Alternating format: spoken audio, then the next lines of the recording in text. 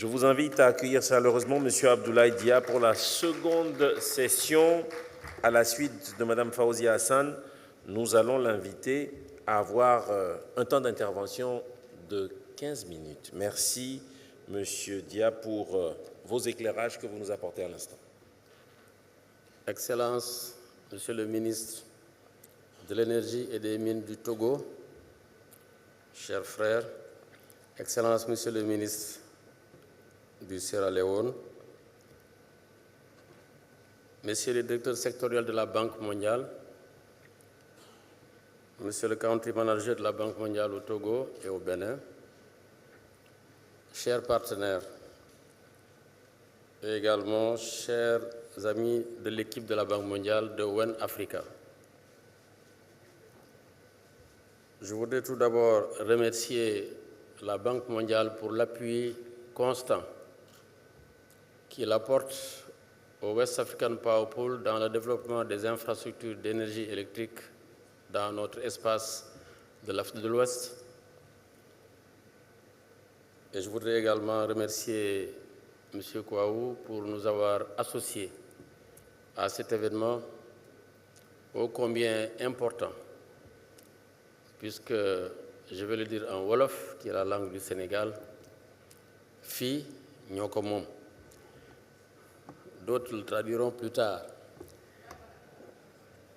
C'est dire donc que cette belle salle si bien illuminée mérite des félicitations à Monsieur le ministre ainsi qu'à nos homologues directeurs généraux de CET et CEB, grâce à qui aujourd'hui nous avons un système électrique résilient, mais qui est assuré par une sûreté du système électrique.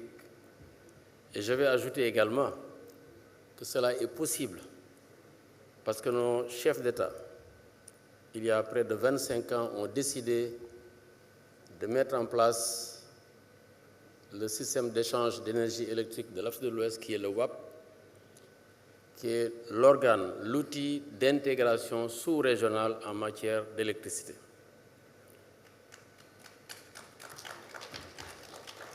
Et si je vous disais que c'est grâce à un outil actuellement installé à Cotonou, à Calavi précisément, où se trouvent des hommes et des femmes venant des 14 pays de la CEDEAO, c'est donc grâce à cet outil que tous les flux d'énergie entre les différents pays sont supervisés en temps réel. Sans cet outil, il n'y a pas de sûreté du système électrique. Et donc le fait marquant qu'on retiendra en 2025 aura été, et M. Kouaou l'a dit tout à l'heure, que nous avons réussi à mettre ensemble les 15 pays de l'Afrique de l'Ouest dans un même système électrique battant à la même fréquence, de la Mauritanie jusqu'au Nigeria.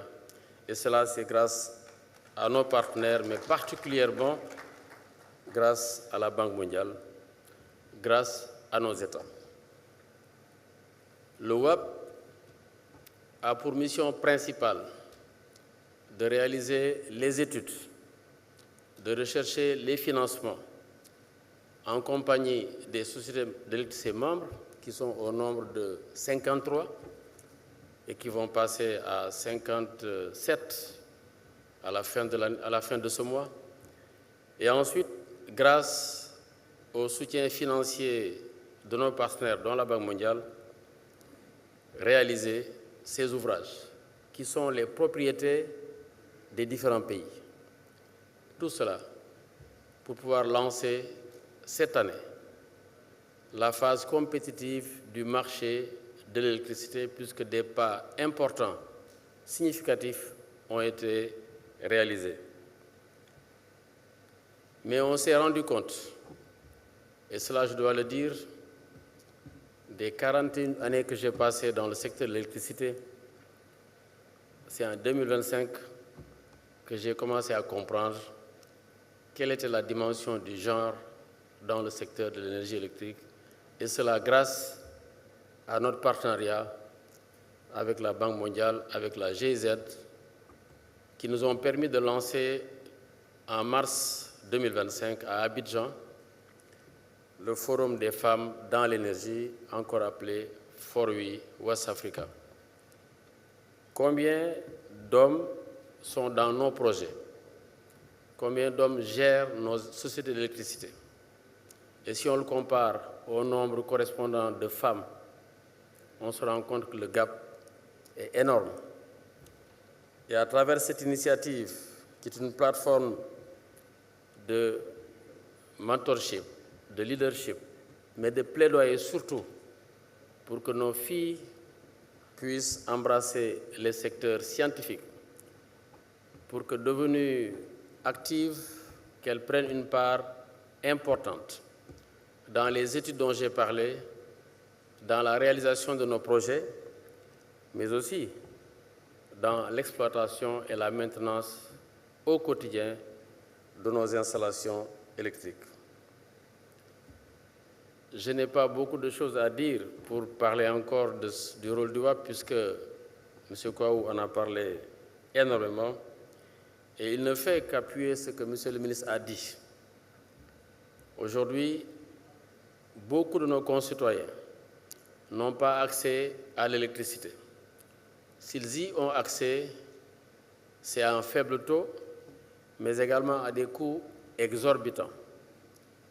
Nos pays veulent qu'à l'horizon 2030, que tous nos concitoyens aient accès à l'électricité, mais aussi que nous puissions partager les ressources abondantes qui sont dans nos différents pays, que ce soit l'hydroélectricité, que ce soit le solaire, bref, partager ces ressources à travers ce marché en jouant sur les périodes de besoin afin que chacun puisse accéder de façon équitable à cette énergie.